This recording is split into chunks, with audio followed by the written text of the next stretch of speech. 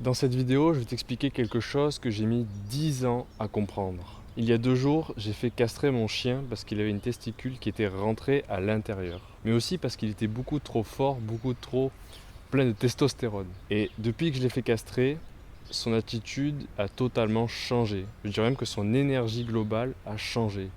Il est passé d'un chien hyperactif, très enthousiaste, et même un peu trop, à un chien complètement dépressif, qui a toujours l'air triste et qui passe son temps couché par terre. Ce qui a retenu mon attention, c'est que lorsque j'ai regardé mon chien dans les yeux, lorsqu'il est revenu, j'ai vu quelqu'un dans son regard. Ça m'a rappelé quelqu'un. Ce quelqu'un, c'était moi, lorsque j'étais addict à la pornographie. C'est simple, c'était la même expression du regard. Le même regard vide comme ça. Mais cette tête, c'est exactement celle que j'avais lorsque j'étais au plus profond de mon addiction, lorsque j'étais dans la période la plus sombre. Et ce que j'ai compris en regardant mon chien, c'est qu'on ne lui avait pas seulement pris ses testicules, on avait pris son énergie. Alors, je me suis posé 2 questions. La première, c'est est-ce que le sexe dépasse sa simple fonction de reproduction? La deuxième, c'est est-il possible d'utiliser cette énergie sexuelle à d'autres fins? La réponse à mes questions, je l'ai trouvée en lisant Think and Grow Rich par Napoleon Hill. Dans le chapitre 11 de ce livre, intitulé Les mystères de la transmutation sexuelle, Napoleon Hill pose la question pourquoi les hommes réussissent rarement avant 40 ans? Et il faut savoir que Napoleon Hill part du principe que le sexe est une énergie, et plus particulièrement une énergie subtile. Une énergie subtile, qu'est-ce que c'est? C'est une énergie qui n'est ni purement psychique, ni purement physique, mais qui parcourt les 2 modes d'expression. On peut se référer par exemple à la tripartition de l'individu par Freud, qui décomposait l'individu en le corps, l'esprit et l'énergie qui circule entre le corps et l'esprit. Donc pour Napoleon Hill, la sexualité, c'est quelque chose qui dépasse le simple domaine scientifique de la testostérone, du but de se reproduire. C'est plutôt une sorte d'élan vital, une énergie qui parcourt le corps et l'esprit. Et durant sa recherche, Napoleon Hill a observé que les hommes les plus puissants, les plus riches, les plus influents, partageaient tous cette caractéristique qu'ils étaient sexuellement puissants. Alors que veut-il dire par sexuellement puissant? C'est tout simplement qu'ils étaient toujours motivés par une femme dans l'ombre. Nicole. Le sexe est la première motivation de l'homme. C'est tout simplement le stimuli le plus puissant auquel peut réagir le cerveau. Mais moi je veux faire l'amour. Je veux faire l'amour. Et donc la réponse à la question de Napoleon Hill, pourquoi y a-t-il si peu d'hommes qui réussissent avant 40 ans? Ce n'est pas seulement parce que la réussite prend du temps. C'est surtout parce que les hommes, jusqu'à leur trentaine, voire leur quarantaine, gaspillent leur énergie sexuelle. C'est là que j'ai compris que j'avais commis 3 erreurs, et tu les as sûrement déjà commises toi aussi. La première erreur, c'est tout simplement d'avoir gaspillé mon énergie sexuelle. Depuis que j'ai commencé à avoir une énergie sexuelle active, c'est-à-dire depuis à peu près mes 12 ans, le début de la puberté, je n'ai cessé de gaspiller cette énergie. Parce que je ne savais pas quoi en faire, je ne savais pas comment l'utiliser. Donc je l'ai gaspillée dans la pornographie, dans la masturbation. Et après 10 ans, bien sûr que ça a eu des effets complètement délétères, catastrophiques sur mon énergie globale en tant que personne. J'ai arrêté de sourire, j'étais beaucoup plus sujet à l'anxiété, à la dépression, et tout simplement j'étais moins productif et créatif que lorsque j'étais enfant. La deuxième erreur que j'ai commise, c'est d'avoir confondu le sexe comme énergie et son mode d'expression, on pourrait dire le contenant. J'ai fait l'erreur de penser que mon énergie sexuelle ne pouvait être exprimée qu'à travers le sexe, ou ses dérivés comme la masturbation. Je n'ai jamais pensé que mon énergie sexuelle participait aussi à ma créativité, à mes nouvelles idées, à mon énergie globale, à mon enthousiasme. Et j'ai fini par confondre le sexe et son mode d'expression. C'est-à-dire que j'ai commencé à avoir du ressentiment pour tout ce qui avait attrait à la sexualité, confondant l'addiction et la sexualité en général. Comme si la sexualité était quelque chose de mal. À chaque fois que je cédais à mes pulsions, je ne me disais pas que j'avais un surplus d'énergie sexuelle à exprimer dans quoi que ce soit. Je me disais que j'étais inférieur, que j'étais un être déraisonnable. La troisième erreur, c'est de penser que le sexe est le seul mode d'expression pour l'énergie sexuelle. Dans notre société cartésienne, on nous a appris que la stimulation des organes sexuels était le seul moyen d'atteindre ce qui s'appelle l'orgasme ou l'extase. C'est complètement faux. Il est possible d'avoir un orgasme sans stimulation des parties génitales, sans éjaculation. Et je sais que ça peut paraître un peu fou, un peu mystique, mais j'ai un exemple concret à ça. Et j'en ai jamais parlé avant. J'en ai vraiment jamais parlé avant. J'ai moi-même expérimenté un orgasme en courant. C'était vers la fin d'une longue course épuisante pour moi. C'était à l'époque où je courais 21 km chaque week-end. Et il y avait cette ligne droite à 2 km de la fin. Et j'étais complètement épuisé. Je pensais avoir plus de force. Et la vue de cette ligne droite jusqu'à la fin, soudainement, ça m'a donné de nouvelles forces, une nouvelle énergie. Et je me suis mis à courir plus vite que ce que je l'avais fait durant toute la course. Et ce qui était étrange, c'est que mon esprit, ma rationalisation avait quitté mon corps. Jusqu'à présent, je me disais, je suis trop fatigué, j'en peux plus, je vais arrêter. Et soudainement, je me suis mis à courir, presque à sprinter, avec les yeux immenses, complètement ouverts comme ça. Et j'ai couru cette ligne droite, sans penser, sans rien du tout. Et à la fin, j'ai atteint, pendant quelques secondes, comme une forme d'extase, similaire à l'orgasme, à la seule différence près que j'avais pas d'érection. J'ai pas éjaculé dans mon short pendant que je courais. J'ai juste eu ces grands yeux ouverts et mon esprit a quitté mon corps et il était ailleurs. J'étais comme dans une autre dimension. En lisant ce chapitre sur la transmutation sexuelle, j'ai compris que mon addiction à la pornographie n'était que l'expression par défaut d'une énergie sexuelle abondante. Si mon addiction à la pornographie a été aussi puissante pendant 10 ans et aussi difficile à endiguer, c'est tout simplement parce que j'ai en moi une très grande énergie sexuelle. Et là, je me suis posé une question. Si j'ai effectivement cette énergie sexuelle en moi, de quoi suis-je capable si je l'utilise dans d'autres domaines que la sexualité ? Et on en vient à la transmutation sexuelle. La transmutation sexuelle, qu'est-ce que c'est ? C'est tout simplement le fait de transférer une énergie associée à un mode d'expression prédéfini à un autre mode d'expression. Tout simplement utiliser notre énergie, notre motivation pour le sexe dans d'autres domaines.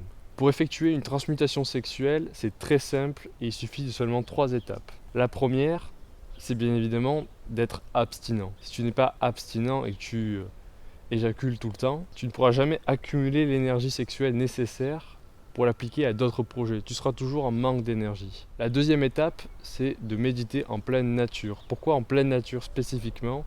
C'est pour ressentir petit à petit ce qui s'appelle tout simplement l'élan vital ou l'énergie. Alors il n'y a rien de très ésotérique là-dedans, c'est tout simplement pour te reconnecter au sol, à ton environnement et ne plus être distrait par les écrans. Car toute distraction, quelle qu'elle soit, draine ton énergie, ton attention. La troisième étape, c'est de se donner des défis et de toujours vouloir sortir de sa zone de confort. Pourquoi ? Parce qu'une fois que tu auras accumulé toute cette énergie sexuelle en étant abstinent et en méditant en pleine nature, il faut que tu trouves un mode d'expression à cette énergie sexuelle. Au lieu de te masturber tout seul dans ton coin, tu pourrais utiliser cette énergie au service des autres. Par exemple, c'est ce que je fais moi actuellement avec cette vidéo. Au lieu d'utiliser mon énergie pour me masturber tout seul dans ma chambre, je l'utilise pour faire cette vidéo, pour t'apprendre ce que c'est la transmutation sexuelle. Si tu ne trouves pas de mode d'expression à toute cette énergie accumulée, elle va vouloir s'exprimer par son mode d'expression par défaut, qui est la sexualité, la masturbation. Donc tu ne sortiras jamais ton addiction à la masturbation si tu essayes seulement d'être abstinent.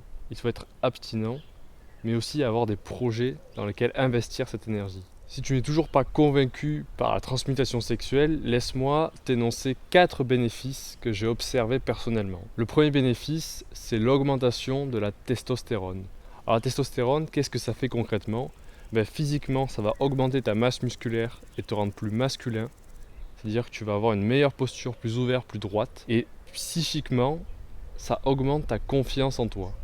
Et c'est lié bien sûr, parce que si tu es plus masculin dans tes postures et plus musclé, tu auras plus confiance en toi. Et cette augmentation de la testostérone doit sûrement expliquer en partie pourquoi Napoleon Hill observe que les hommes les plus puissants des États-Unis sont aussi les plus sexuellement puissants. Ils ont accumulé, grâce à la transmutation sexuelle, un taux de testostérone élevé qui va les pousser à atteindre des objectifs là où la plupart abandonnent. Et donc le deuxième bénéfice, c'est l'amélioration de l'humeur. Bien évidemment, si tu as plus de testostérone, si tu es plus masculin, et que tu as plus confiance en toi, tu seras de meilleure humeur. Mais si tu considères que l'énergie sexuelle n'est pas seulement sexuelle, mais qu'elle participe d'un élan vital qui parcourt tout ton corps, alors bien évidemment, en étant abstinent, en accumulant de l'énergie sexuelle, tu accumules de l'énergie tout court, tu es plus énergique.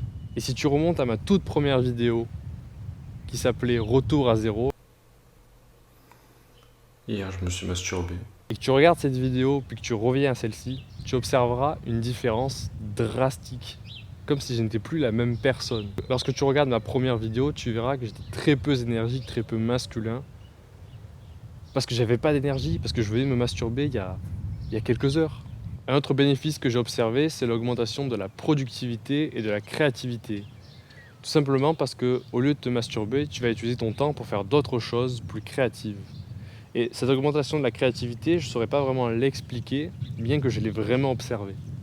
Depuis que je suis abstinent depuis un peu plus d'1 mois, peut-être j'arrive aux 50 jours à peu près, j'ai beaucoup plus d'idées de vidéos par exemple, ou d'idées en général pour résoudre des problèmes. Et puis depuis que je suis abstinent, j'ai l'impression de retrouver mon âme d'enfant, avant mon addiction à la pornographie. Lorsque j'étais enfant, j'étais très créatif, j'avais beaucoup d'imagination, j'écrivais beaucoup d'histoires, ou alors je dessinais. J'étais beaucoup dans les arts. Et depuis que je suis abstinent, je retrouve cette bonne humeur, cette positivité, cette créativité que j'avais lorsque j'étais enfant. Je pense que ça vient en partie du fait que lorsque tu es addict à la pornographie, ton cerveau devient dépendant d'images qui ne sont pas produites par lui-même. Il devient dépendant d'images extérieures, d'une simulation. Ton cerveau consomme des images au lieu d'en créer. Le quatrième bénéfice que j'ai pu observer, c'est la suprasensibilité. Alors ça peut être assez spirituel, assez ésotérique, mais depuis que je médite en étant abstinent, je suis beaucoup plus présent. C'est-à-dire que je suis beaucoup plus attentif au vent, au mouvement général des arbres, des plantes, des animaux. Beaucoup plus en rapport avec la terre. Même lorsque je méditais auparavant, j'étais sans cesse parasité par ces images parce que mon cerveau, quand il n'avait rien à faire, au lieu de rester dans l'instant présent, il cherchait dans son stock d'images des images à caractère pornographique pour se stimuler sans cesse.